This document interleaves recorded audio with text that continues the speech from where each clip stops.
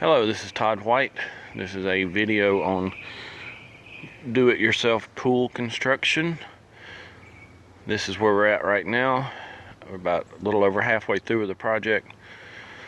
We're in Orange Beach, Alabama. It's late October 2017. We're pouring modular cast wall sections, pouring and then setting them in place, pouring the joints and pouring the floor and pouring the top coping wall sitting area. So we start out, there's our cement mixer. We've mixed everything you see right now has been mixed right there in that machine. That's our third load of gravel, our third load of sand, and we're at 280 bags of Portland cement from Lowe's. We'll walk down here real quick. We got some pieces that are going to be poured today, along with the floors getting poured today, which is why I'm doing this video. Here's one of our forms. You can see rebar 12 inches and about 8 inches on the vertical. This is an 8-foot wall section here, about 4.5 to 5 inches thick. Here's one we poured yesterday. This one's a 10-inch or lesser of a radius curve. All my sections are curved to distribute the force of the water better. There's some we poured. Those have been poured about a year now, and they're ready to go into place. Of course, this one will be ready to pick up today and get moved so we can pour it again. So let's go look at what we've done and to this date. We've been working on this project about 2.5 months at this point. Pretty much just me and a helper to help me mix the concrete. I slid off the roof right there and broke my back 9 months ago, so I figured this would be good physical therapy, I guess. I don't know. So here you can see this is a joint. From this point to this point was a joint, and the rebar is laced in there, and we turned rebar out for the floor. And we're fixing to pour this floor today.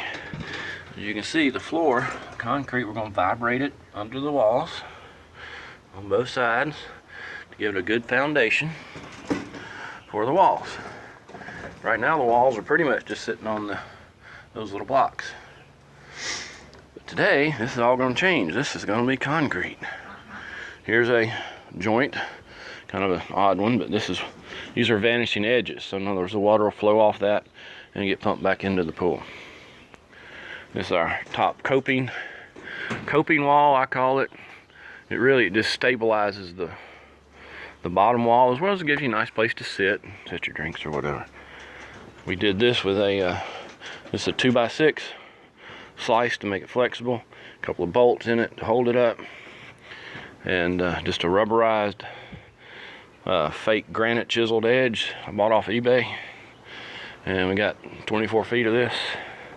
We poured this yesterday and stamped it. Stamp's not real pretty on that one, but so you can see right there, it's ready to come off today. This right here in the middle is going to be a koi pond. We have glass that'll fit in these windows. Water level is going to be kind of halfway through the glass, so as you float through, you'll be able to look into the koi pond and see your koi. And if the water's clear enough, I guess you can see all the way through to the other side of the river. So, and as we built, we had to use the tractor, we had to set the rocks, of course, on top, because there's no way to get a tractor to them now. It'd take a crane. And this is a do-it-yourself. In other words, to save a ton of money, we don't want to hire cranes. We don't want to hire pumper trucks, because we got a chute here to shoot the water over to there. This is a sun deck, because all the fancy pools on TV seem to have these things, so we put a sun deck in it. So the water will be up over that about 1.5 to 2 foot deep. Here's another look at the koi pond aquarium. So, and these are monolithic squares poured flat, and this was just a faked in eyebrow on the edge here. It's our rock bridge. I'm very proud of that rock. It took me a long time to get that rock off the side of a mountain. We collected our own rocks and hauled them here from Springville, Alabama. We apparently have 70 tons on site to finish this pool out. So we're going back through the outflow of the lazy river. We're gonna, like I said, vibrate the concrete under the walls. Here the rebar was a little short, so we welded the rebars to hold the bottom of the walls together, just in case they decided to move. But a curved wall, like I've got, is extremely strong. So, just by the fact that it's curved, it doesn't have the moment of twist that a flat wall would have. Here's the steps.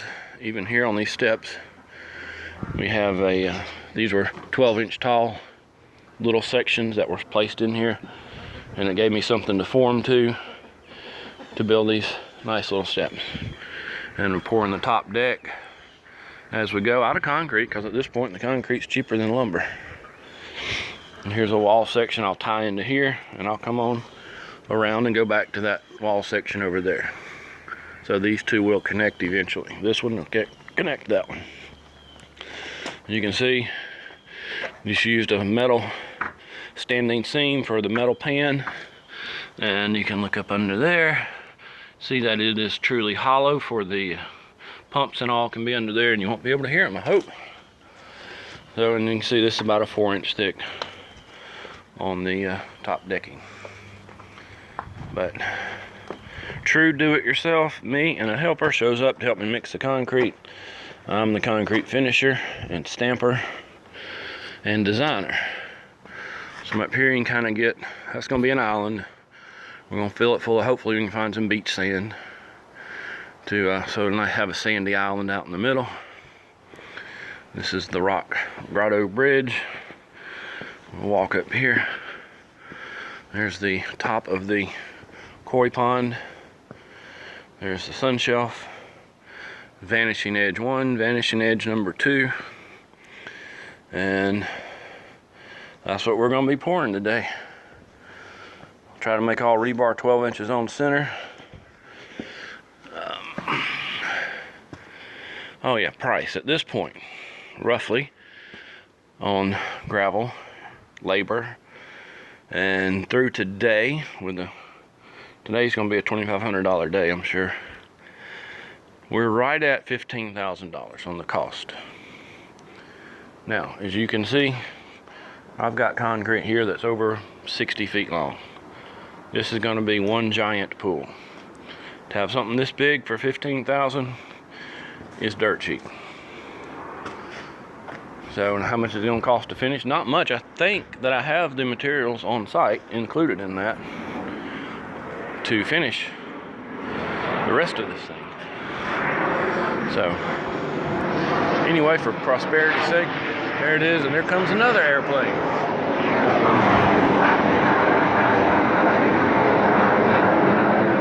It's not a Blue Angel, but it is a Navy jet.